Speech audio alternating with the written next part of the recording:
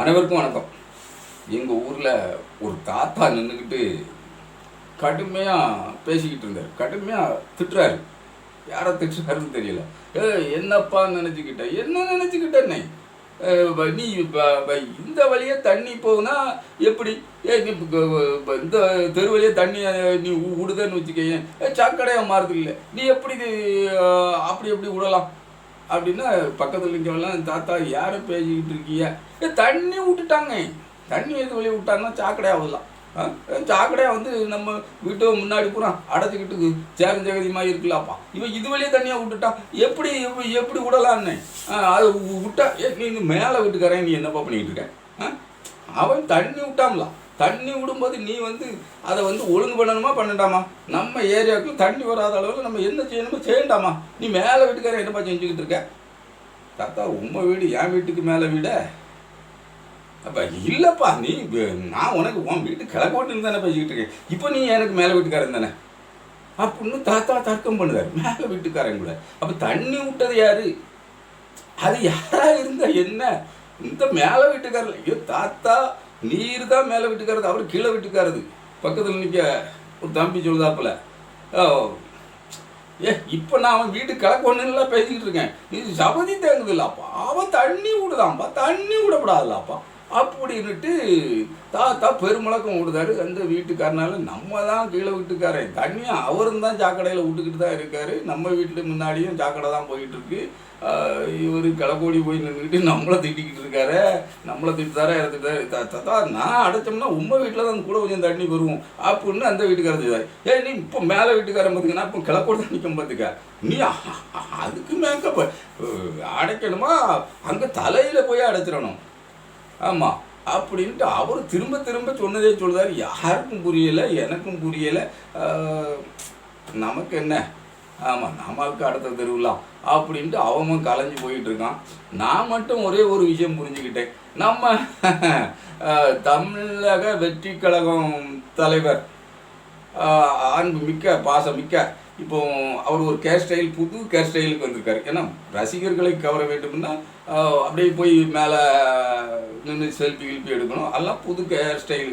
ஒட்டு முடிய வச்சாது, ஏதாவது முடிய வச்சாது. ஏன்னா இப்போ நடிகர் இல்லையா, அப்போ அவர் விலை கூடின முடிகள் கிடைத்து விடும். ஒட்டு முடிய வச்சு புதிய கேர் ஸ்டைலை உருவாக்கி கொள்ளலாம் அப்படிங்கிறதுல அவருக்கு ஒரு ப்ரிவிலேஜ் இருக்குல்ல, அந்த ப்ரிவிலேஜை பயன்படுத்தி நம்ம விஜய், தமிழக வெற்றி கழகத்தினுடைய தலைவர் விஜய் வந்து புருஷி ஆனந்தா அப்போ அதாவது திட்டமிடல் என்பதோ இவர்கள் கட்சி ஆரம்பிக்க வேண்டும் என்ற திட்டமிடல் வந்து ரங்கசாமி அவர்களுடைய முன்னிலையில் நடந்திருக்காங்க. ஏன்னா ரங்கசாமிக்கு தான் நெருக்கமானவர் இந்த புருஷி ஆனந்த். பாண்டிச்சேரியில் இருந்து வந்தவர். அவர்கள் பிஜேபி மூலமாக நமக்கு ஒரு இன்ஸ்ட்ரக்ஷன், அதாவது ஸ்கிரிப்ட் எழுதி கொடுத்தாச்சு. நம்ம தமிழக வெற்றி கழகம், தமிழ்நாடு வெற்றி கழகம்னு வச்சிடக்கூடாது, தமிழ்நாடு முன்னேற்ற கழகம்னு வச்சிடக்கூடாது, தமிழ்நாடு முன்னேற்ற முன்னணின்னு வச்சிடக்கூடாது, தமிழக வெற்றி கழகம் அப்படின்னு வச்சுருங்க.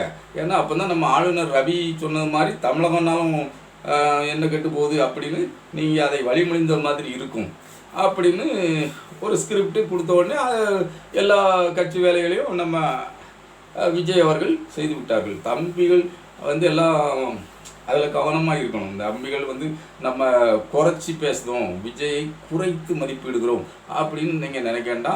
விஜயை குறைத்தும் பேசலை, நம்ம அவரை கூட்டியும் பேசலை, ஒசத்தியும் பேசத்தில் தாழ்த்தியும் பேசலை.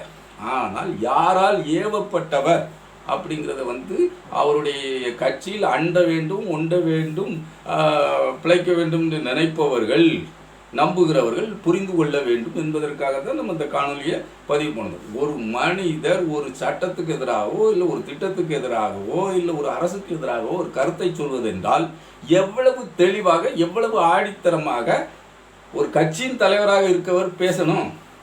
ஒரு கண்டன அறிக்கை விடணும்னா கண்டனங்க வார்த்தையை கூட பயன்படுத்தாதவன் இவர் ஒரு அரசியல் கட்சியாக முதுகெலும்பு உள்ள மனிதனாக இருக்க முடியுமா?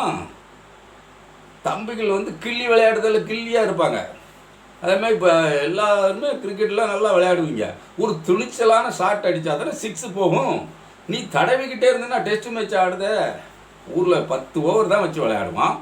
ஆமாம், 10 ஓவருக்குள்ள 100 ரன் அடிச்சேன்னா தான் அடுத்தவன் ஜெயிக்க முடியாமல் இருக்கலாம். அதனால் நீ தோற்று போவ, நீ டெஸ்ட் மேட்ச் ஆடிக்கிட்டு இருக்க முடியும். யதார்த்தத்தை, அதாவது தம்பிகள் எந்த நிலையில் இருக்கிறார்கள், வெற்றி கழகத்தில் 20 லட்சம் உறுப்பினர்கள் ஒரே நாளில் சேர்ந்து விட்டார்கள் என்றார்கள். அந்த உறுப்பினர்கள் எங்கே இருக்கிறார்கள், எந்த இடத்தில் இருக்கிறார்கள் என்பதை அனைவருக்கும், தமிழ்நாட்டு மக்கள் அனைவருக்கும் பதிய வைக்க வேண்டும், புரிய வைக்க வேண்டும் என்ற எண்ணத்தில், நோக்கத்தில் தான் நம்ம இதை பேசணும். கிள்ளி விளையாடும் இடத்தில் இருக்கிறார்கள் தம்பிகள், அந்த இடத்துல தான் இருக்காங்க. அரசியல் புரிதலோ தெளிவோ திறனோ அதற்கான மூப்போ அவர்களிடத்தில் இல்லை. இல்லாத நிலையில் இருக்கின்ற அவர்களை, இன்னும் கூட அவர்களுக்கு வாக்குரிமையே வரவில்லை, அவர்களை நம்ம கட்சியில் 20 லட்சம் உறுப்பினர்களாக சேர்த்துக்கொண்டே என்று நம்ம பெருமை அடித்துக்கொள்வோம், தம்பட்டை அடித்துக்கொள்வோம். 2 லட்சம் உறுப்பினர்கள் இன்னும் சேர்க்க வேண்டும் என்று QR கோடு முறையெல்லாம் நம்ம பயன்படுத்துவோம். ஒன்றும் தவறு இல்லை விஜய் அவர்களே. உங்கள் பேர் என்ன பேர்? நம்ம ராஜா தான் சொல்லுவார். என்ன பேர்? ஜோசப் விஜய். எனக்கு அதில் எந்த மாற்றும் இல்லை. நீங்கள் ஜோசப் விஜயா இருங்க, அசன் முகமது விஜயா வேணாலும் இருங்க, எனக்கு அதில் எந்த மாற்று கருத்தும் இல்லை. ஆனால் நீங்கள் கட்சி ஆரம்பித்த உடனே துர்நீர் வைக்கலே, துர்நீரும் அந்த குங்குமமும், அப்போ இது ஆதாய சூதாடித்தனம் தானே, ஆதாய சூதாடித்தனம். உன்னுடைய முகம் எதுவோ அதை முகமாக காட்டி இப்போவும் இதில் நடிக்கன்னு வந்துட்டியே, அரசியலுக்குன்னு வந்த பிறகும் நடிக்கிறதுக்கு வந்துட்டியே. நீ அங்கே பெரிய நடிகனாக இருந்துட்ட சினிமா உலகத்தில், ஆனால் அரசியலுக்கு வந்த பிறகு கேர் ஸ்டைல் புதுமையாக அப்படி தூக்கி இப்படி தூக்கி விட்டுக்கிட்டு அஜித் அவர்கள் அவருடைய இயல்பான என்ன தோற்றமோ அந்த தோற்றத்தில் தான் சினிமாவில் கூட நடிச்சுக்கிட்டு இருக்காரு. அவருடைய தோற்றத்தோடு தான் வெளி உலகில் ஆந்தி கொண்டு இருக்கிறார். அவர் ஒரு மனிதராக இருக்கிறார். அவருடைய இயல்பிலே ஒரு மனிதராக, மனிதம் தவழக்கூடியதாக அவர் இருக்கிறார். ஆனால் அவரை உயர்த்த வேண்டும் என்பதற்காக நம்ம சொல்லலை. ஒரு மனிதன் சக நடிகன் எப்படி இருக்கிறான்னு கூட பார்த்து விளங்கலையா? 2 பேருக்கும் சம வயது தானே. நீங்கள் உங்கள் மகனுக்கே கிள்ளியை தாண்டி விளையாடக்கூடிய வயசெல்லாம் ஆகிட்டு கல்யாண பருவத்தில் இருக்கார். அப்படி இருக்கும்போது உங்களுக்கு இந்த சின்ன பையங்க கேர் ஸ்டைல்லாம் தேவைப்படும். உங்களுடைய கேர் ஸ்டைல் நான் குறைச்சி சொல்லலை. இந்த சின்ன பயிர்களை வசியப்படுத்துவதற்கு, சின்ன பசங்களை வசியப்படுத்துவதற்காக உங்கள் கேர் ஸ்டைல் அங்கங்கே தூக்கிக்கிட்டு மீசையை மலிச்சிருக்கீங்கள. மீசையை மலித்து விட்டால் உங்களுக்கு ஆசை போய்விட்டது என்று அர்த்தமா? இல்லை, அரசியல் ஆசை போய்விட்டது என்று அர்த்தம் இல்லை. அரசியல் ஆசை இப்போ தான் துளிர் விட்டு கொண்டு இருக்கிறது. அதாவது பணத்தாசை முடிவுக்கு வந்து விட்டது என்று அர்த்தம் இல்லை. ஒரு 300 கோடி ரூபா ஒவ்வொரு படத்துக்கும் சம்பாதிப்பீர்கள், அந்த ஆசை முடிவுக்கு வந்து விட்டது. அப்படித்தானே?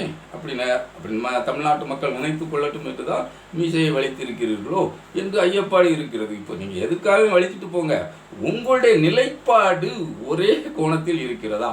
இப்போ திமுகவோ இல்லை திராவிட கழக தோழர்களோ இல்லை கம்யூனிஸ்ட் தோழர்களோ இல்லை அவர் பிறப்போக்கும் எல்லா உயிர்க்கும் அப்படின்னு சொல்லிட்டார். ஒற்றை வரியை சொன்ன உடனே நீ சமூக நீதி பேசுகிறவனாக மாறிவிடுவாயா? இல்லை சமூக நீதி என்று சொன்ன உடனே சமூக நீதியைத்தான் பின்பற்றுபவனாக இருப்பாயா? நீ பாரதிய ஜனதாவுக்கு கால் கழுவதற்காக வந்தவன் அப்படின்னு ஏன் இந்த மக்களுக்கு தெரியாமல் போய்விடுமா?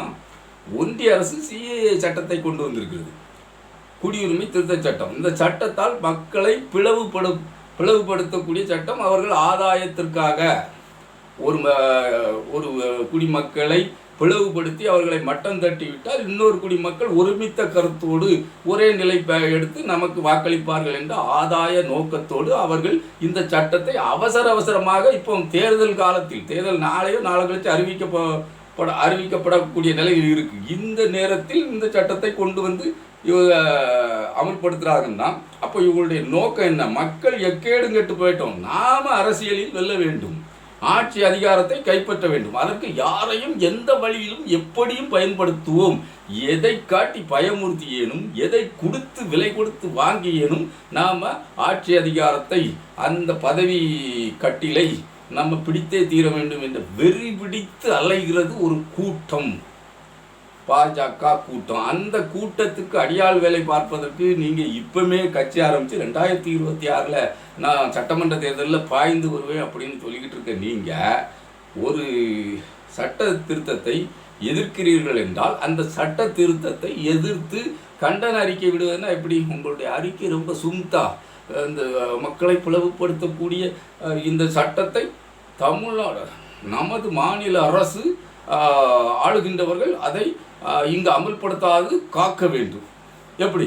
மாநில அரசுக்கு கோரிக்கை விடுதாகலாம், நீ கண்டிக்க வேண்டியது யாரு, யாருக்கு எதிராக பேச வேண்டும் அது கூட தெரியலையா?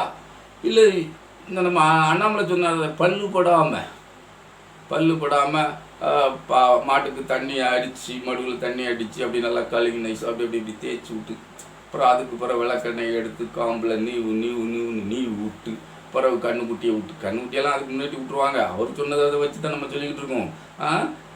விட்டு பிறகு அதுக்கு பிறகு பாலை சுரந்த பிறகு அடி நைஸாக அப்படி பீச்சு கொண்டு வருவோமே, பல்லு படாமல் கண்ணுக்குட்டி பல்லு படாமல் பார்க்காதுன்ட்டு அண்ணாமலை சொன்ன கருத்தை தான் சொல்லுதே. நீர் அந்த பல்லு படாமல் செய்த வேலையை தான் விஜய் அவர்கள் இந்த இடத்துல அறிக்கையாக செய்திருக்காரு. தமிழ்நாடு அரசை வேண்டுவோர் ஒன்றிய அரசு சிஏஏ சட்டத்தை, பாரதிய ஜனதா அரசு அந்த குடியுரிமை திருத்த சட்டத்தை அமல்படுத்தும் என்று ஜிஓ பிறப்பிச்சிருக்கு. அவர்களுக்கு எதிராக பேச வேண்டும், அவர்களுக்கு எதிராக திரும்ப பெறு, உன்னை கண்டிக்கிறேன், கண்டிப்போம், மக்கள் இதனால் எதிர்வினை ஆற்றுவார்கள், கடுமையான எதிர்வினை ஆற்றுவோம், நாங்கள் மறியல் நடத்துவோம், அறப்போர் நடத்துவோம் அப்படின்னு ஒரு அறிக்கை விடுறதுக்கு உனக்கு எந்த விதத்திலும் திராணி தம்பு யோக்கியதை இல்லாமல் நீலாம் என்ன அரசியல் கட்சி பண்ணி அரசியல் கட்சி செஞ்சு நீ ஆட்சை பிடிச்சி மக்களுக்காக கிழிச்சிடுவ அப்படின்ட்டு தமிழ்நாட்டு மக்கள் எதுவும் கொதிப்பில் எதுவும் கேட்டு வச்சாங்களே என்ன பண்ணுறது அப்படின்னு அந்த காணொலி வயலாக